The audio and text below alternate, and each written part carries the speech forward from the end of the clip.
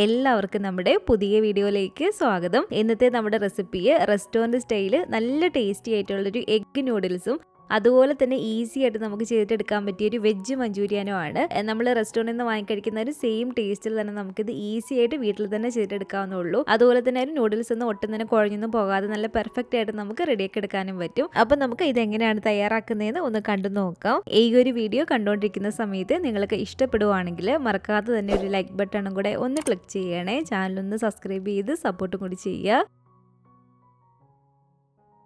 അപ്പം ഈ ഒരു റെസ്റ്റോറൻറ്റ് സ്റ്റൈൽ എഗ് നൂഡിൽസ് റെഡിയാക്കാൻ വേണ്ടിയിട്ട് ആദ്യം തന്നെ നമുക്കിതിലേക്ക് വേണ്ടത് ഇതുപോലെ നൂഡിൽസ് ആണ്. ആ ഒരു ഇൻസ്റ്റൻറ്റ് നൂഡിൽസ് നമ്മൾ എടുക്കരുത്. ഇതുപോലെ വലിപ്പമുള്ള റെസ്റ്റോറൻറ്റ് സ്റ്റൈൽ നൂഡിൽസ് തന്നെ വന്നിട്ട് എടുക്കാൻ വേണ്ടിയിട്ട് ഞാനിപ്പോൾ ഇവിടെ എടുത്തിരിക്കുന്നത് ഒരു 200 ഗ്രാം അളവിൽ നൂഡിൽസ് ആണ്. ഇനി ഇതുപോലെ ഒരു പാത്രത്തിൽ ഞാൻ ഒരു 1.5 ലിറ്റർ അളവിൽ വെള്ളം ഒഴിച്ചു കൊടുത്തിട്ടുണ്ട്. ഈ ഒരു വെള്ളം ചൂടായിട്ട് കിടക്കുകയാണ്. ഇനി നമുക്കിതിലേക്ക് ആവശ്യത്തിനുള്ള ഉപ്പിട്ട് കൊടുക്കാം.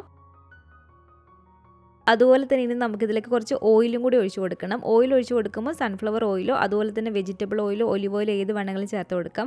വെളിച്ചെണ്ണ നമ്മളിതിലേക്ക് ഉപയോഗിക്കരുത്. ഞാനിപ്പോൾ ഇതിലേക്ക് കുറച്ച് സൺഫ്ലവർ ഓയിൽ ഇതുപോലെ ഒഴിച്ചു കൊടുത്തിട്ടുണ്ട്. എനിക്കൊരു വെള്ളം ഇപ്പോൾ ചൂടായിട്ട് കിടക്കുകയാണ്. നന്നായിട്ട് ഇനി വെട്ടി തിളച്ച് വരണം കേട്ടോ. ഇപ്പം നമ്മൾ ഓരോരുത്തർ എടുക്കുന്ന നൂഡിൽസ് ഓരോ കമ്പനിയുടെ ആയിരിക്കും. ഓരോ ബ്രാൻഡ് അനുസരിച്ച് അതിൻ്റെ ഒരു കുക്കിംഗ് ടൈമിലും വ്യത്യാസം വരും കേട്ടോ. അപ്പോൾ അതിൻ്റെ പുറകിൽ കറക്റ്റ് അവർ എഴുതിയിട്ടുണ്ടായിരിക്കും എങ്ങനെയാണ് നമ്മളിത് കുക്ക് ചെയ്യേണ്ടത്. കറക്റ്റ് അതിൻ്റെ ഒരു കുക്കിംഗ് ടൈം കേട്ടോ. ഞാനിപ്പോൾ ഇവിടെ എടുത്തിരിക്കുന്ന നൂഡിൽസിൽ നല്ല തിളച്ച വെള്ളത്തിൽ ജസ്റ്റ് ഒന്ന് സോക്ക് ചെയ്താൽ മാത്രം മതി. ഒരു 6 മിനിറ്റോളം. അപ്പോഴത്തേക്ക് നന്നായിട്ട് ഒരു കറക്റ്റ് പാകത്തിന് വെന്ത് കിട്ടും. അപ്പോൾ നമ്മൾ ഓരോരുത്തരും എടുക്കുന്ന ഒരു നൂഡിൽസിൻ്റെ ഒരു കറക്റ്റ് ഒരു കുക്കിംഗ് ടൈം നോക്കിയിട്ട് വേണം ഇതുപോലെ നമ്മൾ കുക്ക് ചെയ്യാൻ വേണ്ടിയിട്ട്. അപ്പോൾ ഇതുണ്ടല്ലോ ഈ ഒരു വെള്ളം ഇതുപോലെ നല്ല വെട്ടി തിളച്ച് വന്നിട്ടുണ്ട്. ഇതിലേക്ക് ഞാൻ നൂഡിൽസ് ഇട്ട് കൊടുത്തിട്ട് അടച്ചു വെച്ച് കൊടുത്തതിന് ശേഷം ഫ്ലെയിം ഓഫ് ചെയ്ത് കൊടുക്കുകയാണ്. ഇനി ഒരു 6-7 മിനിറ്റിന് ശേഷം നമുക്കിതൊന്ന് തുറന്ന് നോക്കാം.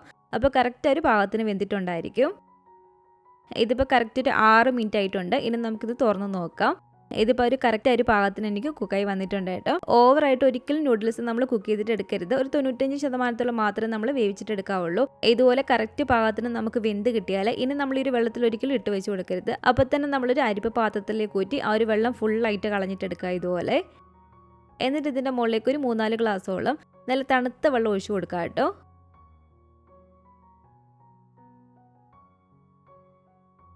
അപ്പോൾ തണുത്ത വെള്ളം ഒഴിച്ചു കൊടുത്ത് അരിപ്പയിലിരുന്ന ഒരു വെള്ളം ഒന്ന് പോയതിന് ശേഷം ഇതിലൊരു വലിയ പാത്രത്തിലേക്ക് നമുക്കിതൊന്ന് വെതറിയിട്ട് കൊടുക്കാം. അതിനുശേഷം ഈ ഒരു നൂഡിൽസ് ഒട്ടും തന്നെ ഒട്ടിപ്പിടിക്കാതിരിക്കാൻ വേണ്ടിയിട്ട് ഒരു 2 ടീസ്പൂണോളം ഓയിൽ നമുക്കിതിൻ്റെ മുകളിലേക്കൊന്ന് ഒഴിച്ചു കൊടുക്കാം. എന്നിട്ട് ഇതിൽ നന്നായിട്ടൊന്ന് മിക്സ് ചെയ്യുക.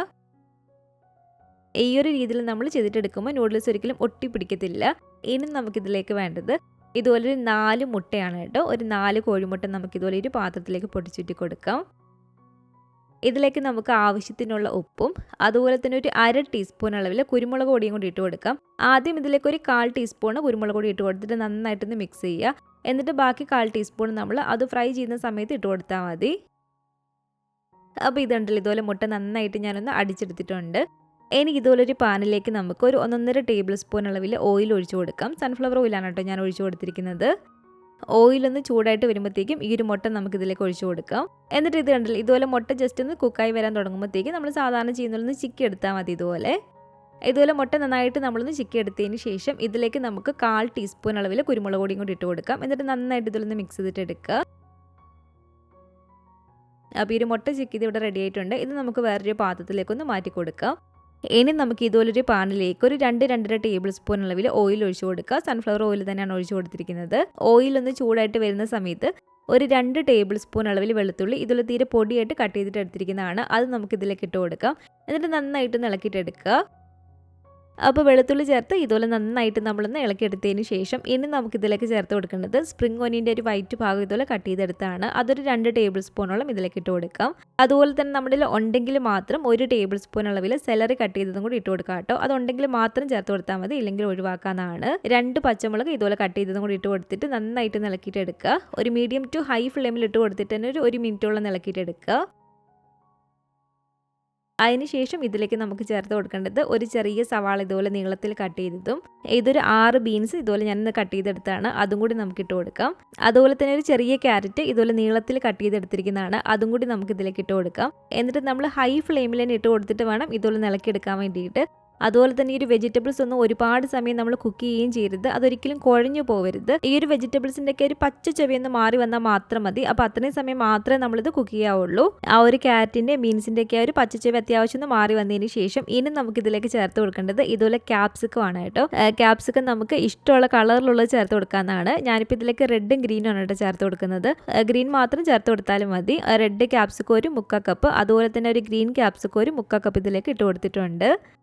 ഇതൊരു 1/2 കപ്പ് അളവിൽ ക്യാബേജ് ഇതുപോലെ നീളത്തിൽ കട്ട് ചെയ്തിട്ട് എടുത്തിരിക്കുന്നതാണ്. അതും കൂടി നമുക്കിതിലേക്ക് ഇട്ട് കൊടുക്കാം. എന്നിട്ട് ഇത് ഹൈ ഫ്ലെയിമിൽ തന്നെ വെച്ചിട്ട് ഇതിൻ്റെ ഒരു പച്ചച്ചെവി ഒന്ന് മാറി വരുന്നതിന് വരെ മാത്രം നമ്മളൊന്ന് ഇളക്കി കൊടുത്താൽ മതി. കൂടാതെ ഇതിലേക്ക് ഞാനൊരു 1/2 ടീസ്പൂൺ അളവിൽ കുരുമുളക് പൊടിയും കൂടി ഇട്ട് കൊടുക്കുകയാണ് കേട്ടോ. അപ്പോൾ ഇതുണ്ടല്ലോ, ഇത്രയും മാത്രം മതി. ആ ഒരു പച്ച ചെവിയൊന്ന് മാറി വന്നാൽ ഇനി നമുക്കിതിലേക്ക് ആവശ്യത്തിനുള്ള ഉപ്പിട്ട് കൊടുക്കാം. ഉപ്പിട്ട് കൊടുക്കുമ്പോൾ ആദ്യം കുറച്ച് മാത്രം ചേർത്ത് കൊടുക്കുക. നമ്മളിതിലേക്ക് സോയാ സോസ് ഒക്കെ ചേർത്ത് കൊടുക്കുന്നതാണ്. സോയാ സോസിൽ ഉപ്പുള്ളതാണ്. അപ്പോൾ ആദ്യം കുറച്ച് ഉപ്പിട്ട് കൊടുത്തിട്ട് ലാസ്റ്റ് നമുക്ക് നോക്കിയിട്ട് ഉപ്പിട്ട് കൊടുക്കാം. ഇനി നമുക്കിതിലേക്ക് ചേർത്ത് കൊടുക്കേണ്ടത് നമ്മൾ വേവിച്ച് വെച്ചിരിക്കുന്ന ഒരു നൂഡിൽസ് ആണ്. നൂഡിൽസ് മുഴുവനായിട്ട് തന്നെ ഇതിലേക്ക് ഇട്ട് കൊടുത്തിട്ട് നന്നായിട്ട് ഇനി ഇതൊന്ന് മിക്സ് ചെയ്തിട്ട് എടുക്കണം. ഒരു തവി മാത്രം വെച്ച് മിക്സ് ചെയ്യാൻ കുറച്ച് ബുദ്ധിമുട്ടാകും. അപ്പോൾ ഒരു 2 തവി വെച്ചിട്ട് ഇതുപോലെ നമ്മളൊന്ന് മിക്സ് ചെയ്തിട്ട് എടുത്താൽ മതി. ഈസി ആയിട്ട് നമുക്ക് മിക്സ് ചെയ്തിട്ട് എടുക്കാൻ പറ്റും. നന്നായിട്ട് ഇതുപോലെ ഒന്ന് മിക്സ് ചെയ്തതിന് ശേഷം ഇനി നമുക്കിതിലേക്ക് ഒരു 2 ടീസ്പൂൺ അളവിൽ സോയാ സോസ് ഒഴിച്ചു കൊടുക്കാം. സോയാ സോസ് നമ്മൾ ഒഴിച്ചു കൊടുക്കുന്ന സമയത്ത് പ്രത്യേകം ശ്രദ്ധിക്കേണ്ടത് ലൈറ്റ് സോയാ സോസും ഉണ്ട്, ഡാർക്ക് സോയാ സോസും ഉണ്ട്. ഞാനിപ്പോൾ ഇതിലേക്ക് ചേർത്തിരിക്കുന്നത് ലൈറ്റ് സോയാ സോസ് ആണ്. അപ്പോൾ നമ്മുടെ ഈ നൂഡിൽസിന് ഒരുപാട് കളർ ചേഞ്ച് ഒന്നും വരത്തില്ല. ഇനി നിങ്ങൾ എടുക്കുന്നത് ഡാർക്ക് സോയാ സോസ് ആണെങ്കിൽ ഇതിലും കുറച്ചളവിൽ നമ്മൾ ചേർത്ത് കൊടുത്താൽ മതി. അപ്പോൾ കുറച്ചും കൂടി കളർ മാറും കേട്ടോ. ഒരു 1.5 ടീസ്പൂൺ ഒക്കെ ചേർത്ത് കൊടുത്താൽ മതി.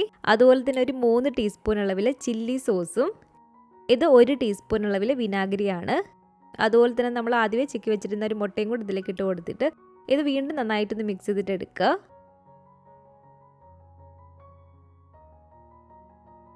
ഈ ഒരു സമയത്ത് നമ്മൾ ഇതിൻ്റെ ടേസ്റ്റ് നോക്കിയിട്ട് എന്തെങ്കിലും കുറവുണ്ടെങ്കിൽ ചേർത്ത് കൊടുക്കേണ്ടതാണ്. ഇതിലേക്ക് കുറച്ച് ഉപ്പിൻ്റെ കുറവുണ്ട്, ആവശ്യത്തിനുള്ള ഉപ്പും കൂടി ഇട്ട് കൊടുത്തിട്ടുണ്ട്. അതുപോലെ തന്നെ ഒരു 1/2 ടീസ്പൂണും കൂടി കുരുമുളക് പൊടിയും കൂടി ഇട്ട് കൊടുക്കുകയാണ് കേട്ടോ. കുറച്ചൊരു സോയാ സോസിൻ്റെ കുറവുള്ളതുകൊണ്ട് തന്നെ 1 ടീസ്പൂണും കൂടി ഞാൻ ഇതിലേക്ക് സോയാ സോസും കൂടി ഒഴിച്ച് കൊടുക്കുകയാണ്. ലൈറ്റ് സോയാ സോസ് ആണ്, അത് പ്രത്യേകം ശ്രദ്ധിക്കണം കേട്ടോ. ഡാർക്ക് സോയാ സോസ് ആണെങ്കിൽ നിങ്ങൾ കുറച്ച് മാത്രം ചേർത്ത് കൊടുത്താൽ മതി. ലാസ്റ്റ് ഇതിലേക്ക് നമുക്ക് കുറച്ച് സ്പ്രിംഗ് ഒനിയനും കൂടി ഇട്ട് കൊടുത്തിട്ട് വീണ്ടും ഒന്ന് മിക്സ് ചെയ്തതിന് ശേഷം ഫ്ലെയിം അങ്ങ് ഓഫ് ചെയ്ത് കൊടുക്കാവുന്നതാണ്. അപ്പോൾ ഇതുണ്ടല്ലോ, ഇത്രയേ ഉള്ളൂ. നല്ല അടിപൊളി ടേസ്റ്റി ആയിട്ടുള്ള നമ്മുടെ റെസ്റ്റോറൻറ്റ് സ്റ്റൈൽ എഗ്ഗ് നൂഡിൽസ് ഇവിടെ റെഡി ആയിട്ടുണ്ട്. നിങ്ങൾക്ക് കുറച്ചും കൂടി നല്ല ഡാർക്ക് കളറിൽ വേണമെന്നുണ്ടെങ്കിൽ ഡാർക്ക് സോയാ സോസ് എടുത്താൽ മതി. ഇപ്പോൾ ലൈറ്റ് സോയാ സോസ് നമ്മൾ ഉപയോഗിച്ചുകൊണ്ടാണ് ഒരുപാട് കളർ ചേഞ്ച് ഒന്നും വന്നിട്ടില്ല. നല്ല പെർഫെക്റ്റ് ആയിട്ട് തന്നെ നമുക്ക് ഇതുപോലെ റെഡിയാക്കി എടുക്കാൻ പറ്റും. അപ്പോൾ ഒട്ടും തന്നെ കുഴഞ്ഞൊന്നും പോകാതെ നല്ല രുചിയുള്ള നൂഡിൽസ് ഇതുപോലെ നമുക്ക് വീട്ടിൽ തന്നെ ചെയ്തിട്ടെടുക്കാവുന്നുള്ളൂ. അപ്പോൾ ഈ ഒരു നൂഡിൽസിൻ്റെ കൂടെ ഞാൻ സൈഡ് ഡിഷ് ആയിട്ട് റെസ്റ്റോറൻറ്റ് സ്റ്റൈൽ ഡ്രൈ വെജ് മഞ്ചൂരിയനാണ് കേട്ടോ റെഡിയാക്കിയിട്ട് എടുക്കുന്നത്. അപ്പോൾ അതിനായിട്ട് നമുക്ക് ആദ്യം തന്നെ വേണ്ടത് ഇതുപോലെ 2 കപ്പ് അളവിൽ ക്യാബേജ് ഇതുപോലെ നൈസായിട്ട് ഇതിൽ ചെറുതാക്കി കട്ട് ചെയ്തെടുത്തിരിക്കുന്നതാണ്. അത് നമുക്ക് ഈ ഒരു പാത്രത്തിലേക്ക് ഇട്ട് കൊടുക്കാം. പിന്നെ വേണ്ടത് ഒരു 3/4 കപ്പ് അളവിൽ ക്യാരറ്റ് ഇതുപോലെ ഗ്രേറ്റ് ചെയ്തെടുത്താണ് കേട്ടോ. ഗ്രേറ്റ് ചെയ്തതിന് ശേഷം നമ്മളൊരു ക്യാരറ്റിൻ്റെ വെള്ളം മുഴുവനും പിഴിഞ്ഞ് കളയുക. അതിന് ശേഷം വേണം നമ്മൾ ഇതിലേക്ക് ഇട്ട് കൊടുക്കാൻ വേണ്ടിയിട്ട്. ഇതിലേക്ക് നമുക്ക് ആവശ്യത്തിനുള്ള ഉപ്പിട്ട് കൊടുക്കാം. ഇനി ഇതിലേക്ക് നമുക്ക് 1 ടീസ്പൂൺ അളവിൽ മുളക് പൊടിയും അതുപോലെ തന്നെ 1 ടീസ്പൂൺ അളവിൽ കുരുമുളക് പൊടിയും 1/4 ടീസ്പൂൺ അളവിൽ ഇഞ്ചി വെളുത്തുള്ളി പേസ്റ്റും കൂടി ചേർത്ത് കൊടുക്കുകയാണ്. ഇതെല്ലാം കൂടി ചേർത്ത് ഇതുപോലെ നന്നായിട്ടൊന്ന് മിക്സ് ചെയ്തിട്ട് എടുക്കുക. ഇനി നമുക്കിതിലേക്ക് ചേർത്ത് കൊടുക്കേണ്ടത് ഒരു 3 ടേബിൾ സ്പൂൺ അളവിൽ കോൺഫ്ലോറും അതുപോലെ തന്നെ ഒരു 3 ടേബിൾ സ്പൂൺ അളവിൽ മൈദയും കൂടി ഇട്ട് കൊടുക്കുകയാണ്. 1 ടീസ്പൂൺ അളവിൽ ലൈറ്റ് സോയാ സോസും കൂടി ഒഴിച്ച് കൊടുത്തിട്ട് ഇത് നമുക്ക് നന്നായിട്ടൊന്ന് മിക്സ് ചെയ്തിട്ട് എടുക്കണം. ഇതിലേക്ക് നമ്മൾ ഒട്ടും തന്നെ വെള്ളമൊന്നും ചേർത്ത് കൊടുക്കരുത്. കാരണം ക്യാബേജിലൊരു വെള്ളത്തിൻ്റെ അംശം ഉള്ളതുകൊണ്ട് തന്നെ നന്നായിട്ട് തന്നെ നമുക്കിതുപോലെ മിക്സായി വന്നോളും. അപ്പോൾ ഇതുപോലെ നന്നായിട്ട് മിക്സ് ചെയ്തെടുത്തതിന് ശേഷം ഇനി നമുക്കിത് ചെറിയ ചെറിയ ഉരുളകളായിട്ട് ഇതുപോലെ ഉരുട്ടിയെടുക്കണം. അപ്പോൾ ഇത് കണ്ടില്ല, ഇതുപോലെ ചെറിയ ചെറിയ ബോൾസ് ആക്കി എല്ലാം തന്നെ ഞാൻ ഇതുപോലെ ഉരുട്ടിയെടുത്തിട്ടുണ്ട്. ഇനി ചൂടായിട്ട് കിടക്കുന്ന എണ്ണയിലേക്ക് ഇട്ട് കൊടുത്തിട്ട് നമുക്കിതൊന്ന് ഫ്രൈ ചെയ്തിട്ട് എടുക്കാം. ഒരു സൈഡ് നന്നായിട്ട് മുരിഞ്ഞ് വരുമ്പോഴത്തേക്കും ഇതുപോലെ മറിച്ചിട്ട് കൊടുത്തിട്ട് ആ ഒരു സൈഡും കൂടി നന്നായിട്ടൊന്ന് മുരിച്ചിട്ട് എടുക്കുക.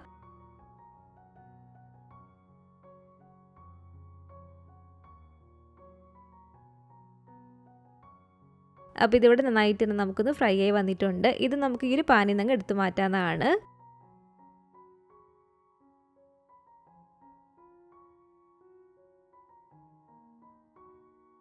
ഇനി ഇതൊരു പാനിലേക്ക് ഒരു 2 ടേബിൾ സ്പൂൺ അളവിൽ ഓയിൽ ഒഴിച്ചു കൊടുക്കാം.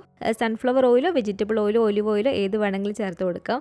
ഞാനിപ്പോൾ ഇതിലേക്ക് സൺഫ്ലവർ ഓയിലാണ് കേട്ടോ ഒഴിച്ചു കൊടുത്തിരിക്കുന്നത്. ഇതിലേക്ക് നമുക്ക് 1 ടേബിൾ സ്പൂൺ അളവിൽ വെളുത്തുള്ളി തീരെ ചെറുതാക്കി കട്ട് ചെയ്തതിന് ശേഷം ഇതിലേക്ക് ഇട്ട് കൊടുക്കുക. എന്നിട്ട് നന്നായിട്ട് ഇളക്കിയിട്ടെടുക്കുക. അതിനുശേഷം ഒരു 2 ടേബിൾ സ്പൂൺ അളവിൽ സ്പ്രിംഗ് ഓനിയൻ ചെറുതായിട്ട് കട്ട് ചെയ്തതും ഇതൊരു 2 പച്ചമുളക് കട്ട് ചെയ്തിട്ട് എടുത്തിരിക്കുന്നതാണ്. പിന്നെ വേണ്ടത് ഒരു 1/4 കപ്പ് അളവിൽ സവാള ഇതുപോലെ കട്ട് ചെയ്തെടുത്തതാണ്. ഇതൊരു ക്യാപ്സിക്കത്തിൻ്റെ പകുതിയാണ് കേട്ടോ. അതും കൂടി ഇതുപോലെ ചെറുതാക്കി കട്ട് ചെയ്തതിന് ശേഷം ഇതിലേക്ക് നമുക്ക് ഇട്ട് കൊടുക്കാം. എന്നിട്ട് ഇതെല്ലാം കൂടി ചേർത്ത് കൊടുത്ത് ഹൈ ഫ്ലെയിമിൽ തന്നെ ഇട്ട് കൊടുത്തിട്ട് 1-2 മിനിറ്റ് നമ്മൾ ഇളക്കിയെടുത്താൽ മതി. 1-2 മിനിറ്റ് നമ്മൾ ഹൈ ഫ്ലെയിമിലിട്ട് ഒന്ന് ഇളക്കിയെടുത്തതിന് ശേഷം ഇനി ഇതിലേക്ക് ചേർത്ത് കൊടുക്കേണ്ടത്, ഇതിലേക്ക് ഒരു 2 ടീസ്പൂൺ അളവിൽ ചില്ലി സോസ് ഒഴിച്ചു കൊടുക്കുകയാണ്. 1/2 ടീസ്പൂൺ അളവിൽ വിനാഗിരിയും കൂടി ഇതിലേക്ക് ഒഴിച്ചു കൊടുക്കുകയാണ്. അതുപോലെ തന്നെ ഒരു 2 ടീസ്പൂൺ അളവിൽ ലൈറ്റ് സോയാ സോസും കൂടി ചേർത്ത് കൊടുക്കുകയാണ്. ഡാർക്ക് സോയാ സോസ് ആണെങ്കിൽ 1 ടീസ്പൂൺ ചേർത്ത് കൊടുത്താൽ മതി. പിന്നെ വേണ്ടതൊരു 2 ടേബിൾ സ്പൂൺ അളവിൽ ടൊമാറ്റോ കെച്ചപ്പാണ് കേട്ടോ. ടൊമാറ്റോ കെച്ചപ്പും കൂടി ഇതിലേക്ക് ചേർത്ത് കൊടുത്തിട്ടുണ്ട്. 1/2 ടീസ്പൂൺ അളവിൽ കുരുമുളക് പൊടിയും. ഇതിൻ്റെ ഒരു ഉപ്പൊന്ന് നോക്കുക കേട്ടോ. സോയാ സോസിൽ ഉപ്പുള്ളതുകൊണ്ട് തന്നെ ആവശ്യത്തിനുള്ള ഉപ്പും കൂടി ഇതിലേക്ക് ഇട്ട് കൊടുക്കുക. എന്നിട്ട് നന്നായിട്ട് ഇതുപോലെ നമുക്കൊന്ന് മിക്സ് ചെയ്തിട്ട് എടുക്കാം. ഇതുപോലെ നമ്മൾ മിക്സ് ചെയ്തെടുത്തതിന് ശേഷം ഇനി നമുക്ക് വേണ്ടത് ഒരു 1.5 ടേബിൾ സ്പൂൺ അളവിൽ കോൺഫ്ലോറിൽ ഒരു 2 ടേബിൾ സ്പൂൺ അളവിൽ വെള്ളം ചേർത്ത് ഇതുപോലെ നന്നായിട്ട് നമ്മളൊന്ന് മിക്സ് ചെയ്തിട്ട് എടുക്കുക.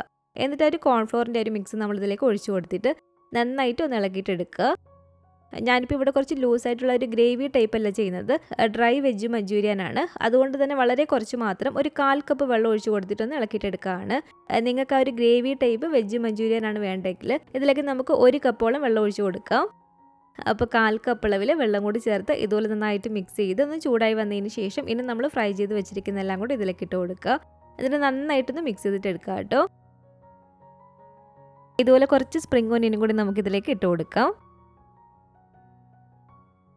ഇനി നമുക്കിതിലേക്ക് മെയിനായിട്ട് ചേർത്ത് കൊടുക്കേണ്ടത് ആ ഒരു ടേസ്റ്റൊക്കെ ഒന്ന് ബാലൻസ് ആകാൻ വേണ്ടിയിട്ട് 1 ടീസ്പൂൺ അളവിൽ പഞ്ചസാരയാണ്. പഞ്ചസാര നമ്മൾ സ്കിപ്പ് ചെയ്യരുത് കേട്ടോ. പഞ്ചസാരയും കൂടി നമ്മൾ ചേർത്ത് കൊടുക്കുമ്പോഴാണ് ആ ഒരു ടേസ്റ്റൊക്കെ ഒന്ന് ബാലൻസ് ആവുന്നത്. അതുപോലെ തന്നെ ഇതിൻ്റെ ഒരു ടേസ്റ്റ് നോക്കിയിട്ട് നിങ്ങൾക്ക് എന്തെങ്കിലും കുറവായിട്ട് തോന്നുന്നുണ്ടെങ്കിൽ ചേർത്ത് കൊടുക്കാവുന്നതാണ്. ഞാനൊരു കുറച്ചൊരു ടൊമാറ്റോ കെച്ചപ്പും കൂടി ചേർത്ത് കൊടുത്തിട്ടുണ്ട്. അപ്പോൾ ഇത് കണ്ടില്ല, ഇത്രയേ ഉള്ളൂ. വളരെ ഈസി ആയിട്ടുള്ള നമ്മുടെ ഒരു റെസ്റ്റോറൻറ്റ് സ്റ്റൈൽ വെജ് മഞ്ചൂരിയൻ ഇവിടെ റെഡി ആയിട്ടുണ്ട്. നിങ്ങൾക്ക് ഇനി ഇതിൻ്റെ കൂടെ ചിക്കൻ മഞ്ചൂരിയാനോ അതുപോലെ തന്നെ ഗോബി മഞ്ചൂരിയൻ്റെ ഒക്കെ റെസിപ്പി വേണമെങ്കിൽ അത് ഞാൻ ചെയ്തിട്ടുണ്ട് കേട്ടോ. അപ്പോൾ അതിൻ്റെ രണ്ടിൻ്റെയും ലിങ്ക് ഞാൻ ഡിസ്ക്രിപ്ഷൻ ബോക്സിൽ കൊടുത്തേക്കാം കേട്ടോ. അപ്പോൾ അത് നോക്കിയാൽ മതി. ഇന്നത്തെ നമ്മുടെ റെസ്റ്റോറൻറ്റ് സ്റ്റൈലിൽ എഗ്ഗ് നൂഡിൽസിൻ്റെയും അതുപോലെ തന്നെ ഒരു വെജ് മഞ്ചൂരിയൻ്റെ റെസിപ്പി നിങ്ങൾക്ക് ഇഷ്ടപ്പെട്ടെന്ന് കരുതുന്നു.